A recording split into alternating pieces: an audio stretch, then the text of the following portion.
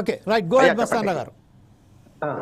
Sir ఇప్పుడు ఇందాక మీరు చెప్పిన ఆల నరేంద్ర గారు, పద్మం బాలరెడ్డి గారు, లేదంటే లక్ష్మణ్ గారు, ఇప్పుడున్న కిషన్ రెడ్డి గారు, ఎందుకంటే నరేంద్ర మోడీ గారితో కలిసి పనిచేసిన వ్యక్తి కిషన్ రెడ్డి గారు. గతంలో ఆయనతో కొన్ని ఇంటర్నేషనల్ సంబంధించి ఆయన సమావేశాలు కూడా నరేంద్ర మోడీ గారితో కలిసి అటెండ్ అయిన పరిస్థితి ఉంది.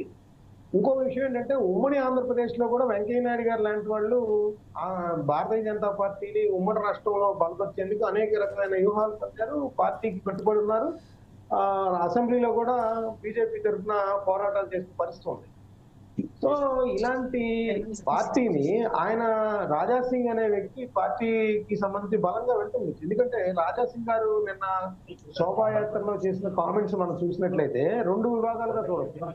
ఒకటేమో బీజేపీ రాష్ట్ర నాయకత్వం మీద బాణాలు ఎక్కుపెట్టారు, రెండోదేమో ఆయన నరేంద్ర మోడీ, యోగి ఆదిత్యనాథ్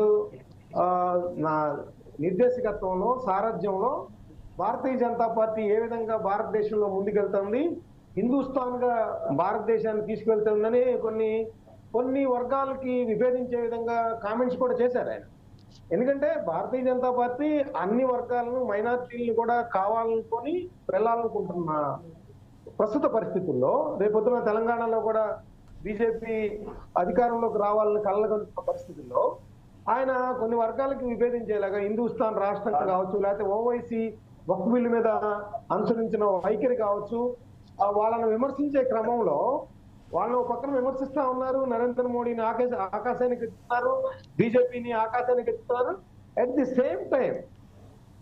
సేమ్ టైం కిషన్ రెడ్డి గారి నాయకత్వాన్ని ఆయన తీవ్ర స్థాయిలో విభేదిస్తున్న పరిస్థితి కూడా మనం చూస్తా ఉన్నాం.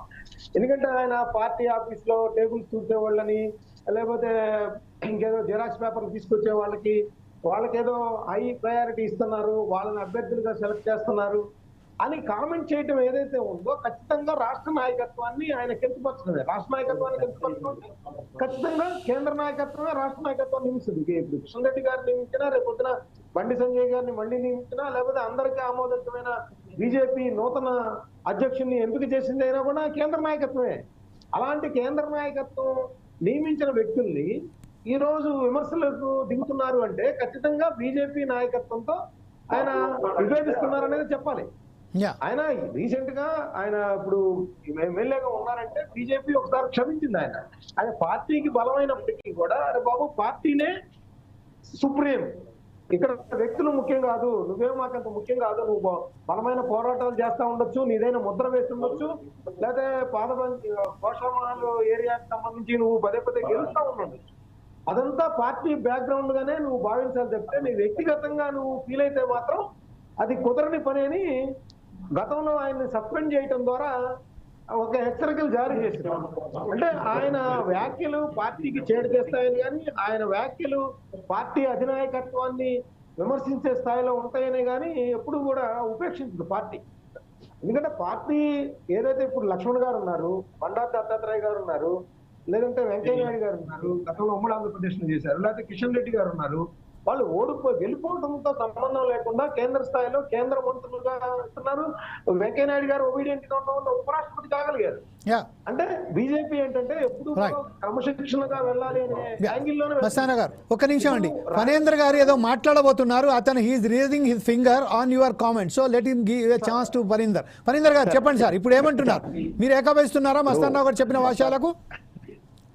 లేదు, మస్తాన్ రావు అనేది ఏకీభవించడం కాదండి. ఆయన మంచిగా అంటే అప్పుడున్నటువంటి పరిస్థితులు వేరు, ఆయన ఒక ఇప్పుడున్నటువంటి తెలంగాణలో ప్రతి